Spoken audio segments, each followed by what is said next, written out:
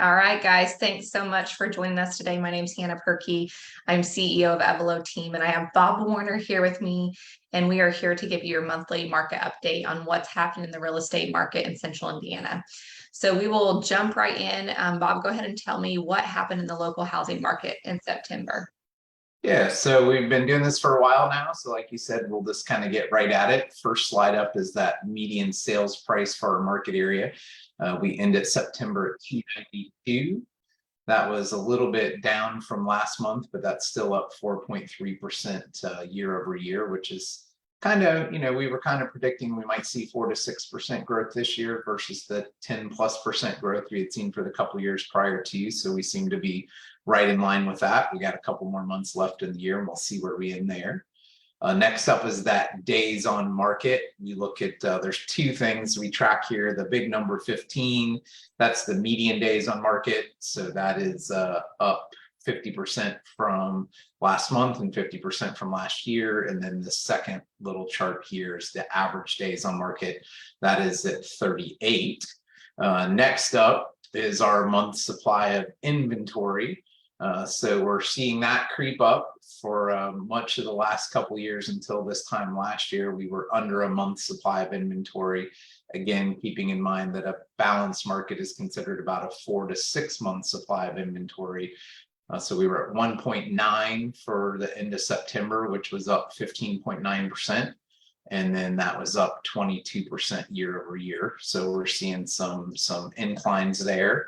And then the last slide in this batch is just that average list to sales price ratio. So a lot of last year we spent well up above 100, 102, 103. The majority of this year we've been under 100%. So ending September at 98.5, which is almost in line with where we were last month and where we were last year. Okay, awesome. And I think it is interesting though, Bob, that we're actually under 100%, right? I think that's something to note and take notice of for buyers, because I think buyers out there looking have assumed that they have to be paying full asking price, which is still somewhat the case, but obviously you're seeing that people are getting something under asking at this point, right? Absolutely. Yeah. All right. So Bob, as we talk about shifting market each month, that's kind of a new question we've been looking at of what can people be monitoring. So what are you tracking in order to see the shifting market right now? Yeah, so there's been a few things we've been looking at. These are the next couple slides. First up is that active inventory. Again, the magic number for a while was 5,000. We have crossed that now for the first time in a bit, right? You can kind of see the trend here. We've been really under 5,000 all the way going back to January of 2020. We hit a little spike last year around the same time where we creeped back up above 5, and we're seeing that again. So that's up a little bit over last month, but down a little bit of where we were last year. Next up is that closed sales. So this one looks a little crazy, right? I always describe the market to people. It's a bit like a roller coaster. You've got lots of little hills that go up and down throughout the year. And this graph is pretty good visual representation of that. So there were 2,722 closed sales last month. That was down 12% month over month and down almost 22% year over year. So that's a little telling right there. And then this next slide kind of comes into that as well, right? So the number of new listings, and that is, continuing to dwindle down. So we were at 3,300 new listings, which was down about 11% month over month and down 10% year over year. Okay. All right. Yeah. And I think probably the most fear-inducing item right now is interest rates, right? I think a lot of people have concerns over that.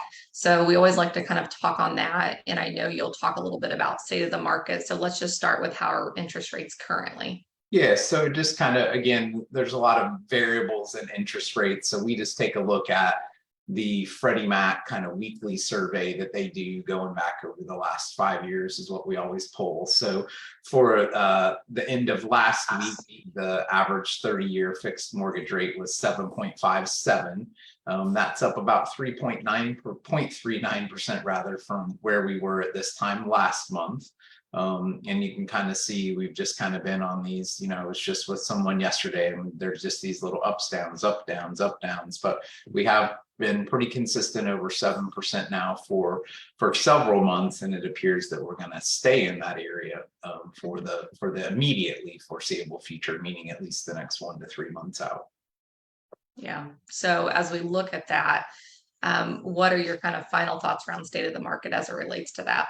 Yeah, so that's actually what my final piece was today. I think more than anything, I think that's the question at least I feel I'm answering the most, right? Whether it be the cocktail party or, the client you haven't met with in a couple of years, or the brand new client that's new to the market. So I think we pulled this out probably around this time last year, maybe last summer. And there's really 3 things that can happen with interest rates, right? So if you buy now with a 7.5% rate, what can possibly happen, right? Rates could go down and you can always refinance still a lower rate.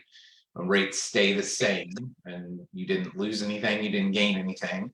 And if for some reason rates continue to go up and you locked in at 7.5%, then you got in at the right time, right? So it's kind of what we've referred to as win, draw, win, right? So I would say don't let that be the pure determining factor. If you have a housing need, this is what can happen with rates. And again, we can't see much beyond 1 to 3 months. I think we talked last month. If you try to predict much beyond that, kind of get yourself in trouble.